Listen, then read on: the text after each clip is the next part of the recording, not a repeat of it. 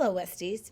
Today what we're going to do is we are going to take a look at the Civil War reenactment and get started. I'm not feeling well today, so you're going to need to watch this video for a few announcements. The copier's down today, so please download the Civil War reenactment project details so you have it. I'll go through it here in a minute. Then please go through the Civil War reenactment research notes. There's no paper copy, so you'll need to download that into Notability.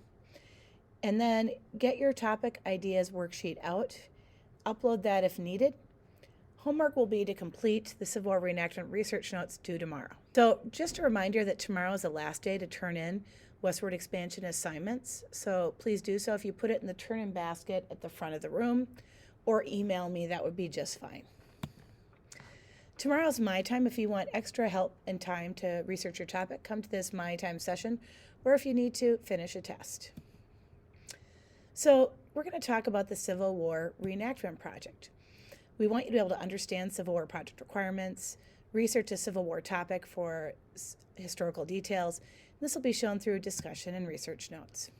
So the first thing we want you to do is we're going to learn a little bit about reenactments. We're going to pick topics using a Google form. We're going to discuss project details and requirements and research the topic.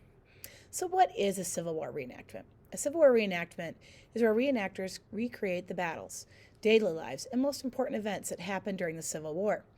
American Civil War reenactments is an effort to recreate the appearance of a particular battle or other event associated with the American Civil War by hobbyists known as Civil War reenactors or living historians. In other words, the goal is to act out the scenes and the most important information. This is not a slideshow that you tape and look at words. It's more about action. So now it's time to pick topics using the Google form. If you're in a group, you're going to move in a minute and you're going to meet and decide your top 3 choices. You're going to complete the Google form as soon as possible. First responses will get preference, and there's 1 form per group. So once you click on today's page and you've downloaded and uploaded things, you're going to go to the Google form first, and you're going to click on the Kraus Google form. You're going to choose me, the correct core, what your first, second, and third choice was, and you're going to click on submit. Once you've done that, I'm going to be looking at these. So you're going to look at your spreadsheet and look here, and I'm going to highlight in green the topic of your 3 that you get. So keep your eyes peeled. Again, you're going to click on the Kraus spreadsheet so that you are able to see if you got your topic. That'll help you up. We're going to read through the Civil War reenactment project deals together. Remember, you have to download this one because there are no paper copies. So the goal is to learn about an important Civil War topic and teach peers their historical reenactment. You're going to choose a Civil War topic and to work solo or in a group. And remember that you can have 1, 2, 3, or 4 group members. Research the topic and take notes. Using the form, you're going to write down what the source is, and you're going to write down some of the key people and terms, what you learned from that source. And then you're going to summarize that source. Then you're going to do a second source as well. Please note that we've got some suggestions. If you scroll to the bottom for some of those key sources, there's a lot of good websites here that you can use. So I might start with these. Remember, you don't want to use Wikipedia, but you can use these or other Google searches to get that basic information. For your second source, you might delve into the primary sources if you're going for a 10. They're down here on your subject, and that'll come a little bit later. About notes, you need at least 2 sources, and that does not include photo or image sources. You're going to brainstorm and write reenactment ideas, and this will probably happen tomorrow.